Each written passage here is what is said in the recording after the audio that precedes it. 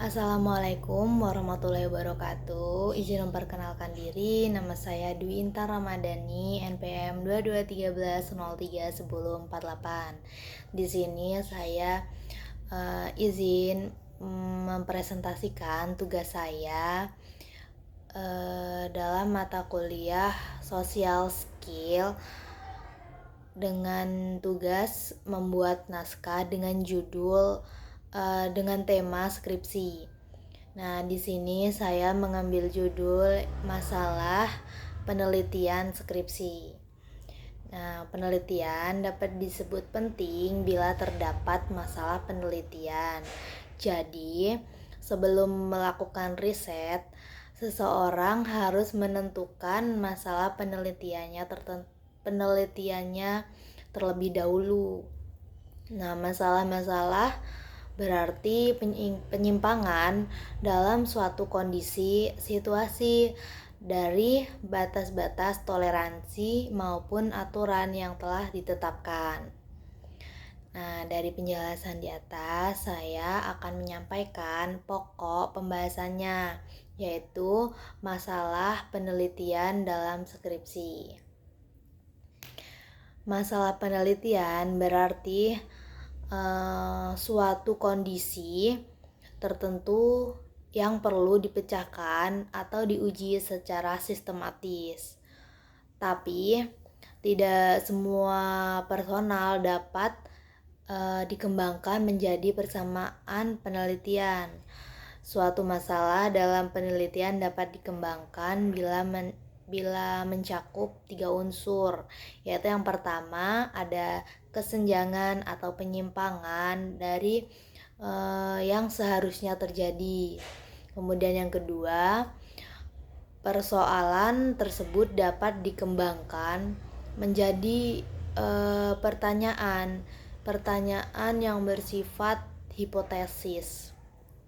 Kemudian yang ketiga, pertanyaan dari persoalan tersebut memungkinkan untuk dijawab dengan lebih dari satu kemungkinan. Nah, singkatnya, sumber masalah penelitian dapat berasal dari berbagai macam kondisi. Sumber masalah dapat terbagi menjadi 2 jenis, yakni formal dan non-formal. Nah, di sini saya akan menjelaskan terlebih dahulu yang formal. Sumber masalah penelitian non formal itu diantaranya yang pertama ada pengalaman. Nah, pengalaman peneliti dalam kehidupan sehari-hari dapat menjadi sumber permasalahan untuk dikaji dari sebuah penelitian. Yang kedua adalah kesepakatan. Masalah peneliti dianggap muncul dari kesepakatan. Contohnya, persetujuan dari para ahli atau dari penguji dari bidang yang sama mengenai suatu persoalan yang terjadi. Kemudian yang ketiga adalah fenomenologi. Berarti peneliti menemukan permasalahan baru dari fenomena atau kejadian yang dapat atau sering diteliti.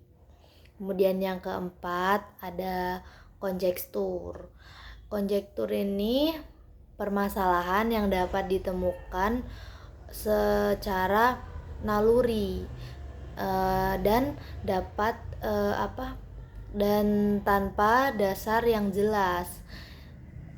Kemudian selanjutnya itu sumber masalah penelitian non formal.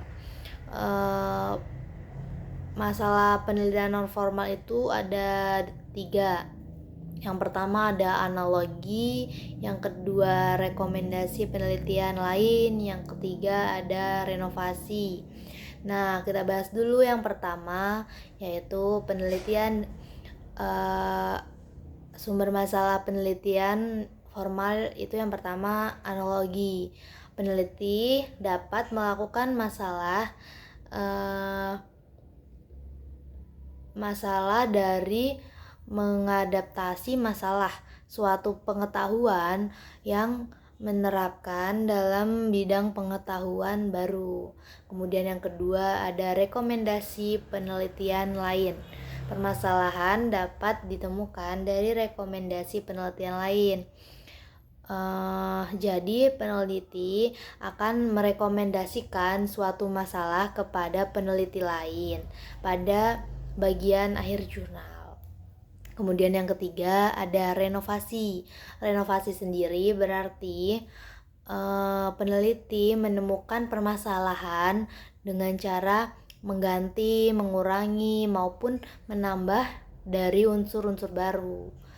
Nah, sekian itu penjelasan dari saya. Apabila ada kurangnya, saya mohon maaf. Saya akhiri. Wassalamualaikum warahmatullahi wabarakatuh.